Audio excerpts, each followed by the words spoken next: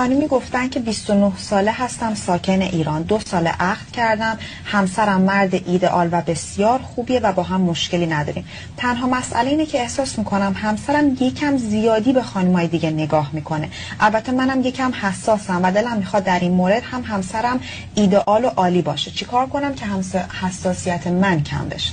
اولا اینکه نگاه کردن خب خیلی هم عالیه، نگاه میکنن ایشون و شما خوشحال باشین که علیرغمی که این همه نگاه کردن ولی از اون همه نگاه کردن ها تنها کسی که رفتن باش ازدواج کردن جناب عالی بودید. چون از نظر من واقعا زنا دیدنی هستن به نگاه کردنی. اگه بخوایم واقعا عادلانه به جهان هستی نگاه کنیم، مردا اغلب ریشو، شکم گنده، کچل، بد لباس، خیکی، یعنی اصلا قیافه ها عوضی، ریش، پشم، نمیدونم از هرچی از موشون کم میشه به ریششون و سیبیلشون اضافه میشه. یعنی واقعا هیولاهای خیلی جذابی نیستن از نظر من. برای ما کیو نگاه کنیم؟ زنای خوشگل، خوش‌هیکل، خوش لباس، خوش بر و رو. خب اونا رو باید نگاه کرد. این هیولاهای پشمالو رو کی نگاه میکنه؟